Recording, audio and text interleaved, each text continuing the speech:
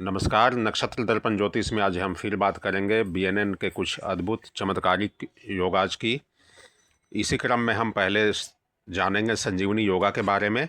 संजीवनी योगा का मतलब जैसे मृत संजीवनी विद्या होती है या संजीवनी शुक्राचार्य को मृत संजीवनी विद्या मिली थी, तो इसका कॉम्बिनेशन होता है किसी भी जातक में Jupiter plus Venus. Jupiter plus Venus का कॉम्बिनेशन जहाँ भी किसी के कुंडली में होता है उसको संजीवनी योगा बोलते हैं। ये आपके ट्राइन में हो सकते हैं, आप एक साथ लिखे हो सकते हैं या सेवेंथ एस्पेक्ट के थ्रू मिलते होने चाहिए। जुपिटर का मतलब जीव और वीनस का मतलब मेडिसिन होता है। मेडिसिन की अच्छी नॉलेज होती है ऐसे लोगों को। अच्छे डॉक्टर्स हीलर्स के चार्ट में ये योग पाया जाता है। जो लोग पीएचडी की डिग्री गेन करते हैं, वो पीएचडी तक की पढ़ाई करते हैं, उनमें ये मिलता है। और इसमें एक और स्पेशल बात ये होती है कि इन जातकों की उम्र कम से कम 67 ईयर्स की होती है। अगर इससे पहले इस एज के बीच में अगर किसी की तबीयत ख़राब भी हो जाती है तो ये कन्फर्म बोला जा सकता है कि इनकी तबीयत ठीक हो जाएगी, क्योंकि इनके चार्ट में संजीवनी योगा उपलब्ध है। इसी क्रम में हम दूसरा योग देखेंगे, बुधादित्य योग के नाम से जानते हैं। किसी भी जातक के चार्ट में अगर सन और मरकरी का कॉम्बिनेशन एक साथ होता है, एक साथ लिखे हों या ट्राइन में हों या सेवंथ एस्पेक्ट के थ्रू मिलते हों, तो इसे पंच महापुरुष योगों में से एक योग बुधादित्य योग के बारे में के रूप में देखा जाता है।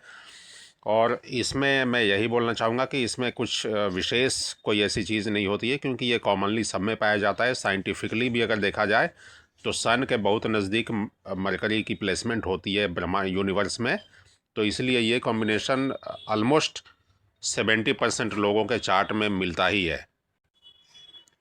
इसी क्रम में हम जानेंगे अगला पद्मा योग के बारे में।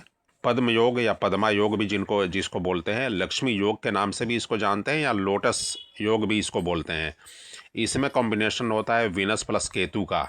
वीनस पैसा और केतु, जैसे आप लोटस का स्ट्रक्चर अगर आप देखें तो लोटस के नीचे एक डंडी होती है और लोटस कमल होता है, तो वीनस कमल को रिप्रेजेंट करता है और केतु डंडी, तो इसलिए इसे पद्म योग बोलते हैं। और ये किसी भी जातक के लाइफ में पैसे से रिलेटेड इवेंट को दर्शाता है, दिखाता है।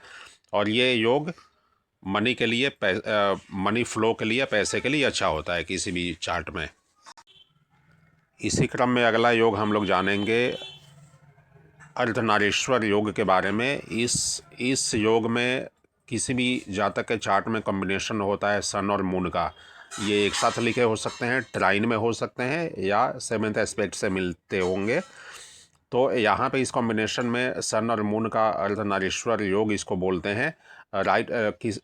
बॉडी के राइट साइड को सन रिप्रेजेंट करता है और लेफ्ट साइड को मून रिप्रेजेंट करता है। तो अगर सन पे एफ्लिक्शन होता है, एफ्लिक्शन का मतलब होता है किसी बैड प्लैनेट का कॉम्बिनेशन।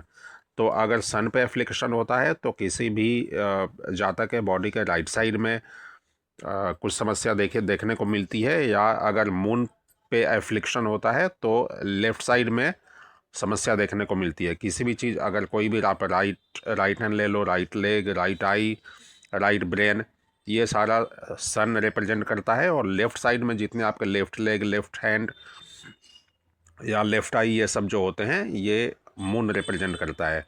तो इस कॉम्बिनेशन को बोलते हैं सन और मून अर्धनारीश्वर योग। इसी क्रम में अगला और अद्भुत योग है ब्रह्मांड बुद्धि योग। ब्रह्मांड बुद्धि योग में किसी भी जातक की कुंडली में चार्ट में मरकरी और राहु का कॉम्बिनेशन मिलता है। बुध और राहु का कॉम्बिनेशन देखने को मिलता है। बुध रिप्रेजेंट करता है एजुकेशन को, बुद्धि को, मेमोरी पावर को, और राहु एक्सपेंड करता है इन चीज़ों को। तो जिसके भी चार्ट में ये कॉम्बिनेशन मिलता है, चाहे एक साथ लिखे हों, ट्राइन में हो या सेवेंथ एस्पेक्ट से हों, तो इनको ब्रह्मांड बुद्धि योग के रूप में जानते हैं। इसमें इस प्रकार के जातक हाईली इंटेलिजेंट होते हैं और हर विषय में, हर चीज़ के बारे में इनको कुछ कुछ नॉलेज होती है। और ये कॉमन नहीं है, स्पेशल योग है। तो आगे के वीडियो में कुछ और जानकारी हम देखेंगे।